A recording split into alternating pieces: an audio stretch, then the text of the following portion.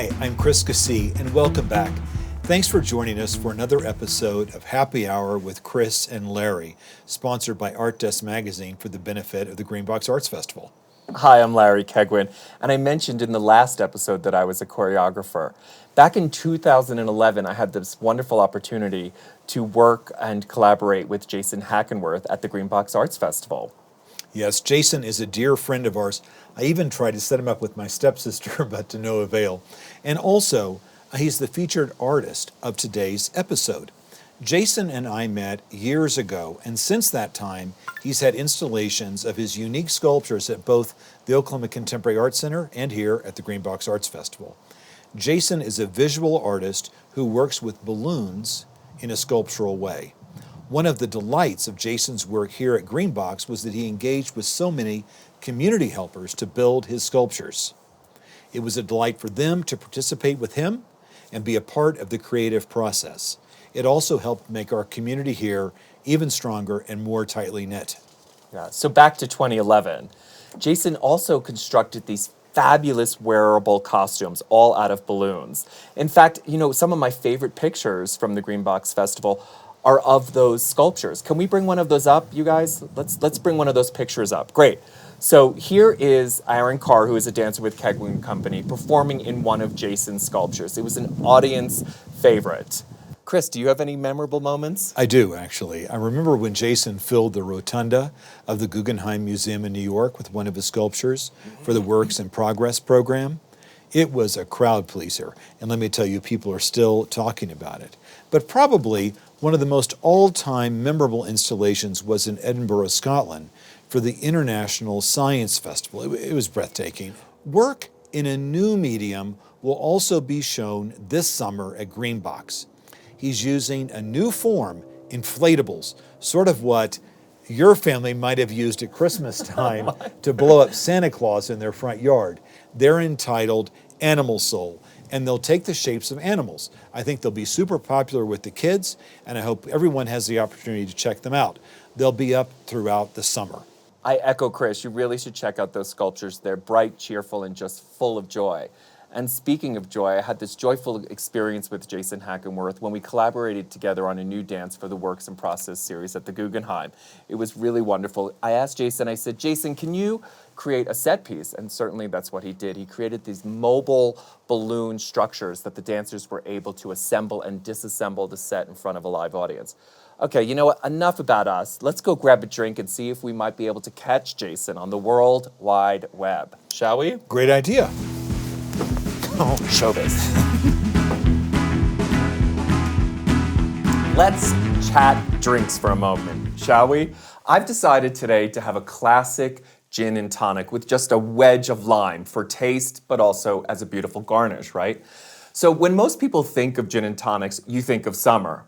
And most times when you think of summer, you think of gin and tonics. But there are so many gins on the market, right? We all know Tanqueray and Hendrick's.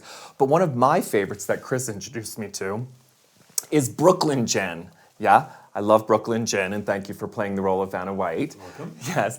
So Brooklyn Gin, you'd think it's manufactured in Brooklyn. It's not. It's actually made in the Hudson River Valley at the Warwick Valley Winery. Look it up. It began in 2010. Each batch is made with 100% fresh orange peel and hand-cracked junipers. I mean, it's delicious. The bottles and cork, as I mentioned, are especially beautiful. Chris, what are you having? Well, Larry, I'm taking a cue from you and keeping things sort of simple today. I'm enjoying a glass of my favorite champagne, Veuve Clicquot. I find it to be delicious and not overly priced. The bottle is beautiful. And if you go to their page, Wikipedia page, you can find out about the history of the bottle and why the label is orange and why the bottle is green, so on and so forth. But very interesting history. I'd like to also remind all of our viewers that if they go to the credits section of today's episode, they'll be able to find more on Brooklyn Gin and also on Veuve Clicquot. Interesting reading on both stories, so please. Thank you for sharing. I can't wait to have a sip. So shall we toast and catch up with Jason, right? Yes, so Jason Hackenwerth is a good friend of ours who's living in St. Petersburg, Florida with his wife, Michelle, and their twins. And he's going to be joining us through video conferencing very soon. And so I can't wait to introduce our audience to Jason. He is so much fun. And he and his wife, when they just got married, had joined Larry and me on a cruise. And, well, let's put it this way. They had twins after the cruise was over. And we never saw them on the cruise. We hardly ever saw them on wink. the cruise. That was so funny. But anyway, they're dear people, and I can't wait for you guys to meet them. So, shall we? Yeah, let's go. All right, thank you. Jason Hackenwerth is an American artist born in 1970. He received his BFA in printmaking from Webster University in St. Louis, Missouri. He later received his MFA in painting from Savannah College of Art and Design in 2010. He's received numerous grants and is currently a professor of art and printmaking at Eckerd College and lives and works in St. Petersburg, Florida. You may have seen some of Jason's sculptures this summer at the Greenbox 2020 Festival. This work, titled Animal Soul, was created in 2017 and originally exhibited in Los Angeles. It consists of 3 large-scale, internally lit inflatable sculptures. They're joyful and fun. Animal Soul was purchased by the Kirkpatrick Foundation in 2019. It was installed over the 4th of July weekend here in Green Mountain Falls and will also be viewable over the Labor Day weekend. Back in 2011, Hackenwerth produced this sculpture. This was featured in the church in the Wildwood. The audience loved it. Also in 2011, Hackenwerth created wearable works that were utilized by the performers and visitors alike. Hackenwerth has been exhibited all over the world at the Victoria Albert Museum in London, the National Gallery of Scotland, and the Guggenheim Museum of Art in New York, among many others. This one consists of 6,000 balloons and was installed for one night only at the Guggenheim for the gala celebrating the 30th anniversary of the Works in Process Performing Arts series. Hackenwerth says he has been influenced by Alexander Calder, Anish Kapoor, and Cy Twombly. The scale and scope of the Animal Soul pieces can be seen in all 3 of these examples. Enjoy. Cheers. Salute. Cheers, Jason. Cheers, Jason. So, Jason, thanks for taking the time to video conference with us today. I really appreciate it. A few questions right off the bat. Where are you calling from? Hi, Chris. Hi, Larry. Heaven on earth. I'm in my studio in St. Petersburg, Florida. Oh my gosh. Now, who do you have with you? It's my kids were just checking in. They barge in here on me sometimes to see what I'm doing and, try to no, don't. Okay. Bye. To try to make some marks on my painting sometimes, which is always an improvement, I'm sure. Oh, Jason, I'm a twin too. Have we discussed that already? I had no idea. Well, I hope that you have apologized to your mother and father. Oh my God. It's rough. Oh my gosh. Jason, why don't you give us a little snapshot of your creative history? And why don't you include a little conversation about your mom? I know she's had a little impact on your work. Well, my mom was very encouraging from the beginning. I'm an only child of a single mom, and we had it rough when I was a kid. We were super broke, and mom did everything that she could in order to keep food on the table. I started my career ages ago. I'm pretty old. I mean, I know I look fabulous, but I started in the 90s. I finished undergrad in early 90s and started grad school late and studied painting and printmaking. My master's degree is in painting, and I always expected to be a painter, but I was a little desperate in New York City. I moved there hoping to make it as an artist. And when I got there, I was making inroads, and I was doing shows in project rooms and group shows, and I was working in some galleries, and it was exciting, but also it was challenging to stand out. So I started experimenting with balloons, just really out of desperation, you guys. I had a bag of balloons that I inflated one night, and I took them into the subway and I stuck them around just to see what would happen. And I kind of tried to make it look like some kind of weird mold or fungus growing in the creepy, dank subway station by my studio at 4 o'clock in the morning. And then as people started showing up to go to work, they were very intrigued and they're stopping to take pictures. And I realized that I was onto something. Jason, I know your work has been exhibited all over the world. What are some of your most favorite venues, and are there any you'd like to return to? Like Greenbox? Well, of course I want to come back to Greenbox.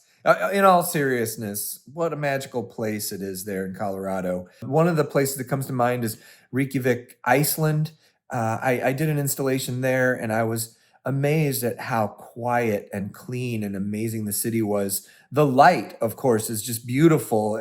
It's like during the summer, it's like a sunset all day long, which is just amazing. But even though it was a big and bustling city, it was quiet, very quiet, and just so serene. Really special place. Although I will say that there have been some places that I'm not sure I'd return if I had the choice. I'll save that for another conversation. But yes, I would love to come back to Greenbox. So thanks for asking. I'll see you soon.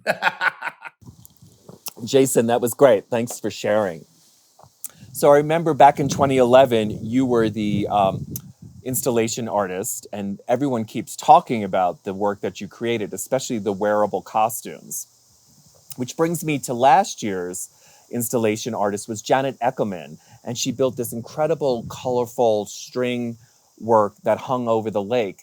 And people kept remembering your work and drawing parallels. So I was wondering if you could shed some light on, cross-comparing your work with Janet's.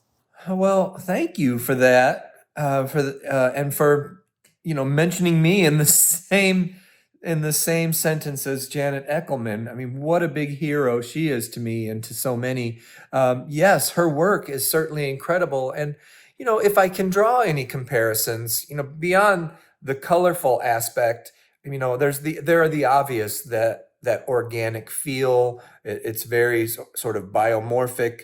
It almost feels alive. Her work is constantly moving. It undulates in the wind, and it's reflective of the light and so on. And a lot of those qualities are also inherent in my own work. But I think ultimately what the works point to is something deeper than that. There's almost a spiritual quality in her work, and that's something that I certainly strive for with my own work, is the idea that the work gives us pause and introduces us something that is similar to when we see an amazing geological feature, for instance, at a national park, or you see this amazing waterfall. We are breathtaking, and what that means is our brain stops for a moment, and instead of the incessant, compulsive thought, we take a moment to just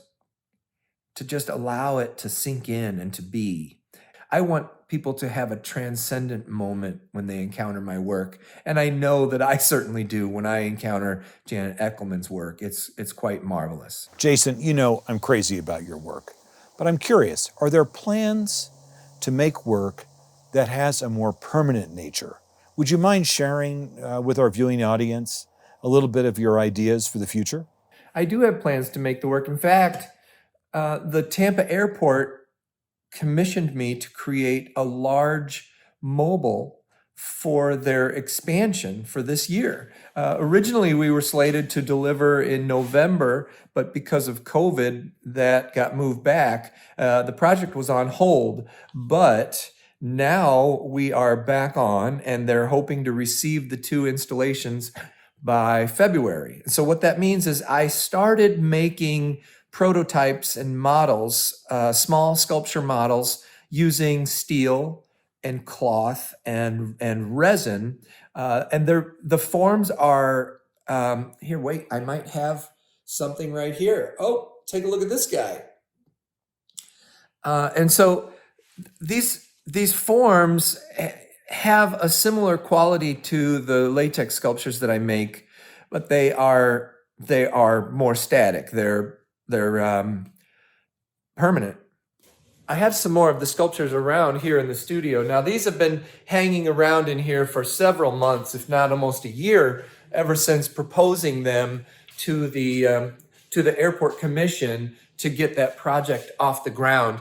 Now, these things were a little labor intensive to create, but you can see they do have that organic quality similar to the latex balloons. But there's really, I'm only starting to scratch the surface of these. So I'm looking forward to really getting in deep and seeing where these things will go. Wow, Jason, those all sound fabulous. I can't wait to see your future work. You once told me that you are allergic to the plastic and the balloons, and I'm curious because I don't know many artists who are allergic to their artwork. Can you shed some light on this? Maybe what you heard was Michelle say that she was allergic. So my wife is allergic to latex. But I'm glad you bring this up because it's a real misnomer. I make these huge installations with latex balloons, and then I hear people saying, especially on social media, they comment and say, oh, all that wasted plastic, or oh, all that waste going into the landfill, and all that plastic. But that's not the case at all. Balloons are 100% biodegradable latex. So they come from a stand of trees from Indonesia. The latex balloons are a natural rubber material that if they're folded into the earth or put in a landfill, they turn to dirt in a year or so. And the trees, it's a sap that's coming from these trees. So the trees are giving it up no matter what. So if we don't cultivate that sap, it's going to waste. But the sculptures that I make, I carefully cultivate any popped pieces, and we put all of that where it belongs. After all, balloons are magical and joyful. Come on, let's enjoy. Jason, this has been great.